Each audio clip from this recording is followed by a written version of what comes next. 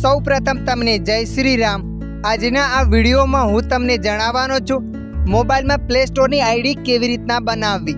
હા મિત્રો, તમે પણ મોબાઈલમાં પ્લે સ્ટોરનું અકાઉન્ટ બનાવવા માંગો છો તો આ વિડીયો તમારા માટે। તો ચાલો આપણે વિડીયો શરૂ કરીએ।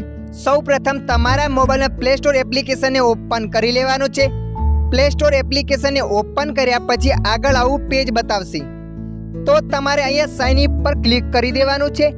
જેવા તમે સાઇન ઇન પર ક્લિક કરશો ત્યારે આગળ આવું પેજ બતાવશે, તો તમારા મોબાઈલનો જે પણ ડિસ્પ્લે લોક છે એ લોક અહીંયા એન્ટર કરી દેવાનો છે। લોક એન્ટર કર્યા પછી જોઈ શકો છો આગળ આવું પેજ બતાવશે।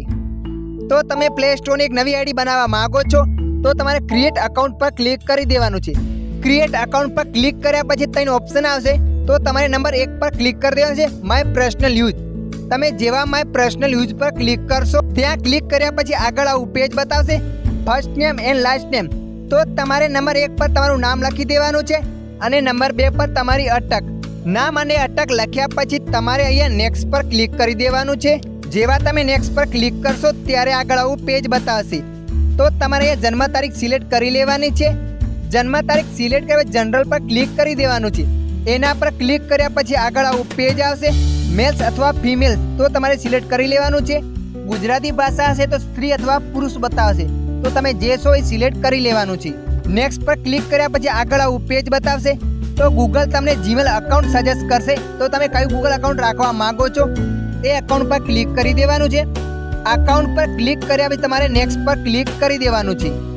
જેવા તમે નેક્સ્ટ પર ક્લિક કરશો ત્યારે આગળ આવું પેજ આવશે, પાસવર્ડ। તો તમારે ગૂગલ અકાઉન્ટનો એક પાસવર્ડ રાખી દેવાનો છે। જે પાસવર્ડ તમે ગૂગલ અકાઉન્ટ બીજા મોબાઈલ લોગિન કરો ત્યારે તમે પેસ્ટ કરી શકો। પાસવર્ડ રાખ્યા પછી તમારે અહીંયા નેક્સ્ટ પર ક્લિક કરી દેવાનું છે। જેવા તમે નેક્સ્ટ પર ક્લિક કરશો ત્યારે આગળ આવું પેજ આવશે, તમારે નીચે જવાનું છે। નીચે સ્ક્રોલ કરીને ગયા પછી યસ આઈ એમ ઇન પર ક્લિક કરી દેવાનું છે। જેવા તમે એના પર ક્લિક કરશો ત્યારે આગળ આવું પેજ બતાવશે। તમે જોઈ શકો છો અહીંયા તમારું અકાઉન્ટ બતાવે છે। અકાઉન્ટ જોઈને તમારે નીચે નેક્સ્ટ પર ક્લિક કરી દેવાનું છે। જેવા તમે નેક્સ્ટ પર ક્લિક કરશો ત્યારે આગળ આવું પેજ આવશે, તો તમારે અહીંયા નીચે સ્ક્રોલ કરીને જવાનું છે। નીચે સ્ક્રોલ કરીને જશો ત્યારે લખીને છે આઈ એગ્રી, તો તમારે અહીંયા આઈ એગ્રી પર ક્લિક કરી દેવાનું છે। જેવા તમે આઈ એગ્રી પર ક્લિક કરશો ત્યારે આગળ આવું પેજ આવશે, તો તમારે એક્સેપ્ટ પર ક્લિક કરી દેવાનું છે। ગુજરાતી ભાષા હશે તો સ્વીકારો લખાઈને આવશે, તો અહીંયા ક્લિક કરી દેવાનું છે। જેવા તમે એના પર ક્લિક કરશો ત્યારે તમારા પ્લે સ્ટોરની આઈડી બની જશે। આવી જ રીતે તમે પણ પ્લે સ્ટોરનું એક ન્યૂ અકાઉન્ટ બનાવી શકો છો।